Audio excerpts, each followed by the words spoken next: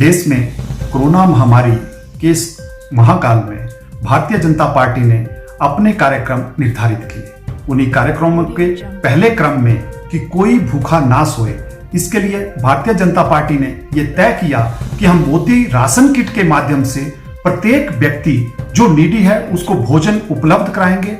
इस कड़ी में भारतीय जनता पार्टी ने लगभग 5 लाख से ज्यादा लोगों को भोजन करवाया और 1 लाख से ज्यादा परिवारों को राशन बांटा। इसी क्रम में भारतीय जनता पार्टी ने कि प्रत्येक व्यक्ति 2 गज की दूरी रखे और अपना जो फेस कवर है उसको ढक के रखे, इसलिए फेस कवर बनाने का काम हमारी महिला मोर्चा ने किया, जिसमें हमने लगभग 23 लाख लोगों को फेस मास्क पहुंचाए। उसी क्रम में हमने आरोग्य सेतु ऐप डाउनलोड करने का काम भारतीय जनता पार्टी ने अपने हाथ में लिया और इसी क्रम में हमने 16 लाख से ज्यादा आरोग्य सेतु ऐप डाउनलोड कराए। जहां तक आर्थिक रूप से प्रदेश व केंद्र सरकार की सहायता करने का प्रश्न है, भारतीय जनता पार्टी इसमें भी आगे आई और भारतीय जनता पार्टी ने पीएम केयर फंड और सीएम कोविड-19 में लगभग 12 करोड़ से ज्यादा रुपए जमा करवाया। इसी क्रम में हमने ये तय किया कि जो कोरोना वॉरियर्स इस संकट की घड़ी में अपने अपने दायित्वों का निर्वहन कर रहे हैं, उनके लिए धन्यवाद प्रस्ताव करना, उनका हौसला अफजाई करना, इसके लिए भारतीय जनता पार्टी ने अपने मंडल स्तर से लेकर बूथ स्तर तक धन्यवाद प्रस्ताव लिखने का कार्यक्रम किया। उसी क्रम में कि हमारा संवाद जनता से बना रहे, हमारा संवाद जनता से अटूट रहे, इसलिए भारतीय जनता पार्टी ने अपने प्रत्येक कार्यकर्ता से बात करने के लिए डिजिटल माध्यम को अपनाया। उसी क्रम में भारतीय जनता पार्टी ने अपने 1792 बूथ में से 1792 बूथ पर डिजिटल माध्यम से बातचीत करना शुरू किया और उसी क्रम में हम 95% तक बूथों पर हम अपना संवाद कर पाए। उसी कड़ी में केंद्र सरकार को देश में बने हुए 1 साल हुआ। देश में जब केंद्र सरकार का 1 वर्ष हुआ तो वो 1 वर्ष की उपलब्धियों को जनता तक पहुंचाने के लिए जन संवाद का माध्यम भारतीय जनता पार्टी ने चुना। उस जन संवाद के माध्यम से भारतीय जनता पार्टी ने अपने 68 के 68 विधानसभा केंद्रों पर मंडल स्तर पर अपना संवाद बनाए रखने के लिए वीडियो कॉन्फ्रेंस के माध्यम से अपने पन्ना प्रमुखों तक अपने कार्यकर्ताओं से वर्चुअल रैलियां की। प्रदेश स्तर पर हमने 4 बड़ी रैलियां करने का निर्णय लिया। उन 4 रैलियों में 2 रैलियां हमारी हो चुकी है। ये पहली रैली 10 जून को केंद्रीय मंत्री श्री रविशंकर प्रसाद जी और प्रदेश के यशस्वी मुख्यमंत्री श्री जयराम ठाकुर जी के नेतृत्व में हुई। दूसरी रैली 15 जून को केंद्रीय मंत्री श्रीमती स्मृति ईरानी जी, प्रदेश के यशस्वी मुख्यमंत्री श्री जयराम ठाकुर जी और केंद्र में हिमाचल प्रदेश से राज्य मंत्री श्री अनुराग ठाकुर जी की उपस्थिति में हुई। उसी क्रम में भारतीय जनता पार्टी की ये आज की रैली तीसरी बड़ी वर्चुअल रैली है। इस वर्चुअल रैली में केंद्रीय पेट्रोलियम मिनिस्टर धर्मेंद्र प्रधान जी रहने वाले हैं और उनके साथ हमारे प्रदेश के यशस्वी मुख्यमंत्री श्री जयराम ठाकुर जी, केंद्रीय मंत्री श्री अनुराग ठाकुर जी रहने वाले हैं। हमने अपना संवाद को और नीचे तक ले जाने के लिए भारतीय जनता पार्टी के 7 मोर्चों ने जिला स्तर पर रैलियां करने का निर्णय लिया। जिला स्तर पर हम 7 रैलियां करेंगे, इसलिए हमारी पूरे प्रदेश में 119 रैलियां होने वाली है। उन 119 में से हमने अभी तक 54 रैलियां कर ली है। एक बड़ी रैली महिला मोर्चा के सानिध्य में हुई, जिसमें भारतीय जनता पार्टी की राष्ट्रीय महामंत्री श्रीमती सरोज पांडे जी उपस्थित रही।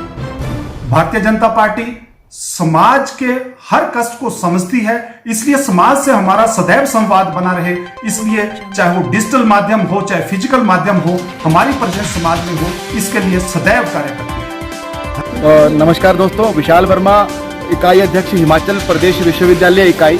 आज विद्यार्थी परिषद हिमाचल प्रदेश विश्वविद्यालय इकाई ने कोविड-19 के समय में प्रदेश भर के छात्रों के समक्ष खड़ी हो रही समस्याओं को लेकर विश्वविद्यालय प्रशासन को ज्ञापन सौंपा।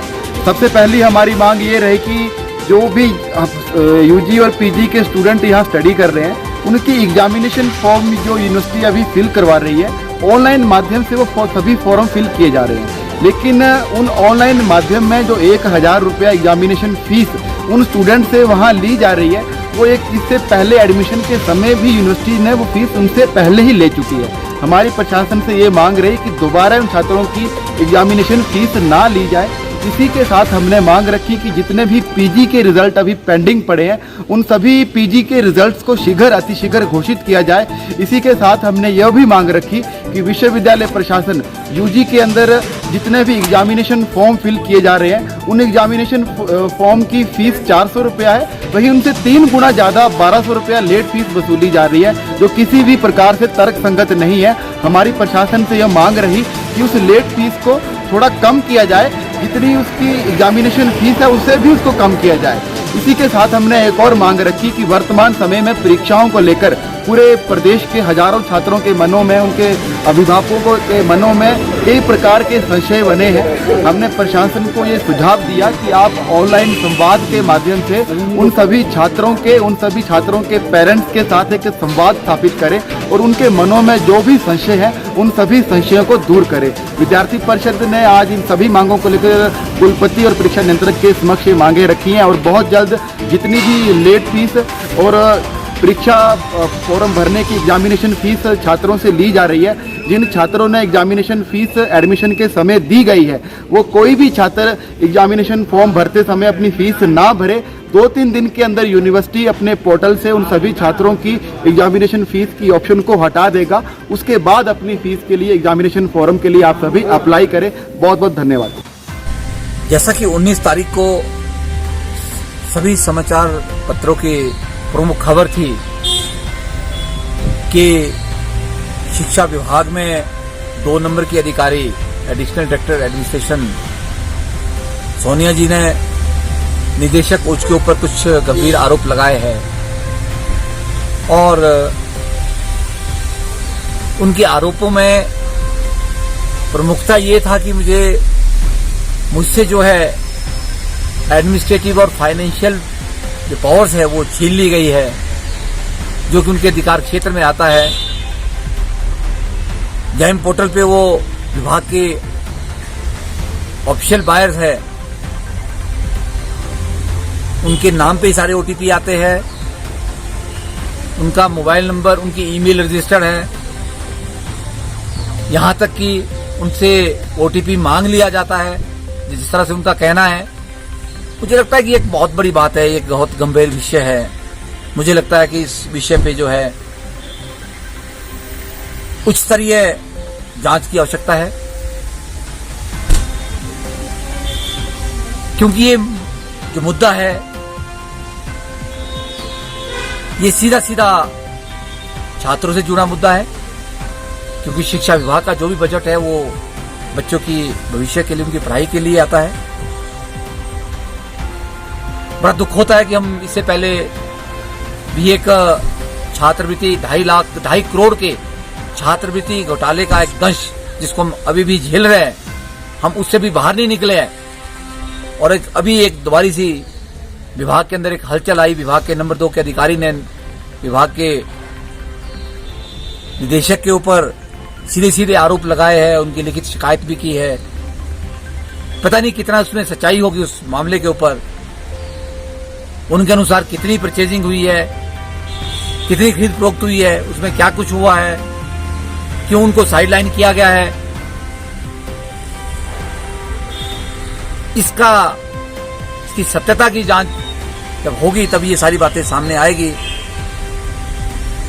हिमाचल राज्य अध्यापक संघ का अध्यक्ष होने के नाते, क्योंकि ये संगठन हमेशा ही शिक्षक और शिक्षार्थी हित में अपनी आवाज उठाता रहा है, मुद्दों को उठाता रहा है, अपने कर्तव्य का पालन करते हुए